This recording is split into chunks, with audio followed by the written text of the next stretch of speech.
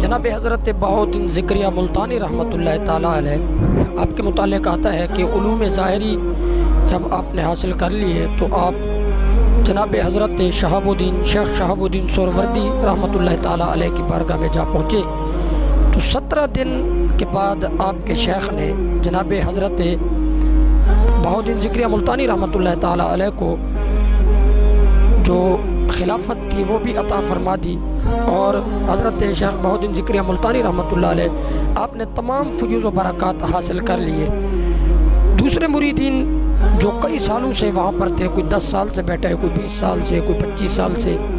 تو انہوں نے کہا کہ شیخ یہ کھلا تضاد ہے، آپ کم از کم توازن رکھیں اس بات میں کہ ہماری زندگیاں بیت گئیں، ہم ایک عرصے سے آپ کی چوکھٹ پہ بیٹھے ہیں، ہم پر یہ نگاہ کرم اور نگاہ شفقت نہیں ہوئی، اور یہ جمعہ 8 دن ہوئے، یہ لڑکا 8 دن سے یہاں پر آیا تو اس کو آپ نے آتے ہی یہ خلافت بھی عطا فرما دی، اور جناب حضرت مولا علی کرم اللہ وجہ الکریم آپ کا جو خرقہ خلافت حضرت شیخ شہاب الدین سہروردی رحمۃ اللہ تعالیٰ علیہ تک پہنچا تھا وہ بھی آپ نے ان کو عطا فرما دیا۔ تو حضرت شیخ شہاب الدین سہروردی رحمۃ اللہ تعالیٰ علیہ آپ نے فرمایا کہ جو ایک مرد کامل کی نگاہ دیکھتی ہے وہ تم نہیں دیکھ سکتے، جیسا کہ علامہ نے کہا تھا کہ نہ تاج و تخت نہ لشکر و سپاہ میں ہے، جو بات مرد کلندر کی نگاہ میں ہے، آگاہ کر گئی ہے مجھے بعد صبح گاہی کہ خدا کے عارفوں کا ہے مقام بادشاہی۔ تو حضرت شیخ شہاب الدین سہروردی رحمۃ اللہ تعالیٰ علیہ آپ نے فرمایا اچھا یوں کریں کہ اپنے ان تمام مریدین سے فرمایا کہ ایک کبوتر لیں اور چھری لے کے ان کبوتروں کو کسی ایسی جگہ پہ ذبح کر کے ان کا گوشت بنا کے لائیں کہ جہاں پر تمہیں کوئی دیکھتا نہ ہو، کوئی گوشہ تنہائی مل جائے، تو وہاں پر آپ ان کبوتروں کو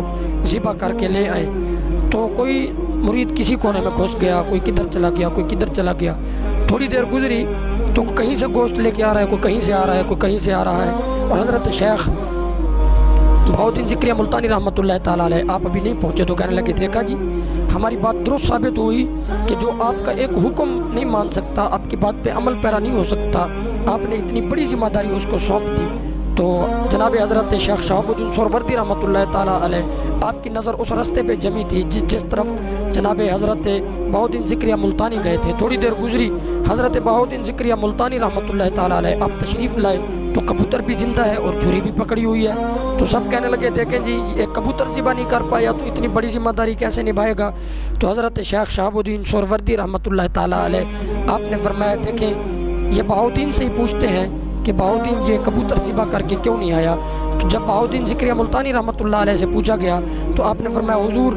میں تو جہاں بھی گیا ہوں تو میں نے اس ذات کے جلوے دیکھے ہیں، ہر جگہ پہ اللہ کو حاضر و ناظر پایا ہے، مجھے تو کوئی گوشہ تنہائی نہیں ملا جہاں پر میں اس کبوتر کو ذبح کرتا، اور آپ کی شرط یہ تھی کہ کوئی گوشہ تنہائی ہو جہاں پر تمہیں کوئی نہ دیکھتا ہو تو ایسی جگہ پہ اس کبوتر کو ذبح کیا جائے۔ تو حضور مجھے کوئی ایسی جگہ نہیں ملی، تجلی تیری ذات کا سو بسو ہے، جدھر دیکھتا ہوں ادھر تو ہی تو ہے۔ تو حضور مجھے ہر طرف اس ذات وحدت الوجود کے مناظر فطرت نظر آئے اور اس کی ذات اقدس کے نظارے نظر آئے، اس کو حاضر و ناظر پایا۔ جہاں بھی گیا تو میرا یہی وجدان اور یہی عقیدہ ہے کہ مالک مجھے دیکھ رہا ہے، مجھے گوشہ تنہائی میسر ہی نہیں آیا تو حضور میں کیسے یہ کبوتر ذبح کر پاتا تھا۔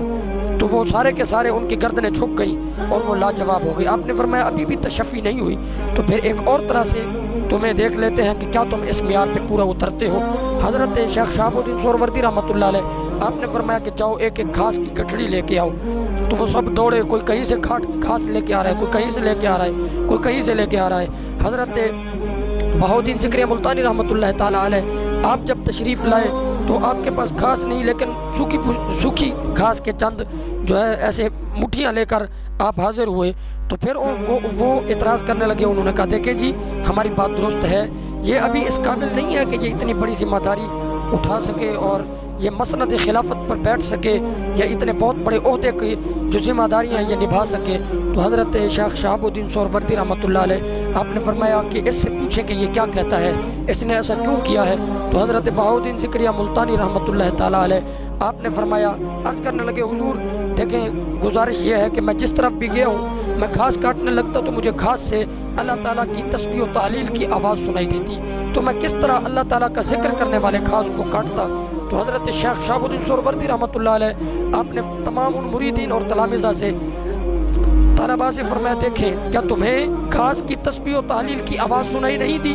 تو ابھی تم اس منزل تک پہنچے ہی نہیں، اس مقام تک پہنچے نہیں، اس امانت کے قابل ابھی تمہارا برتن ہے ہی نہیں جس مقام پر یہ لڑکا 17 دن کی عمر میں جا پہنچا ہے۔ اور حضرت شیخ شہاب الدین سہروردی نے وہ کمالات، وہ فیوز، وہ برکات، وہ شانیں، وہ عزتیں، وہ مقام، وہ مرتبہ، وہ عروج، وہ بلندی دے کر پھر جب آپ ملتان کی طرف پہنچے تو اس برِ صغیر پاک و ہند کی اس پارٹیشن سے پہلے آپ نے جو اس دھرتی کو فیض عطا کیا، آج بھی آپ کا مزار مرجع خلائق ہے، اور آج بھی آپ کا مزار پر انوار عقیدت مندوں کے فیوز و برکات کا ایک بہت بڑا مرکز ہے۔ اللہ تبارک و تعالی ہمیں اپنے کاملین کی محبت نصیب فرمائے۔ وما علینا الا البلاغ المبین۔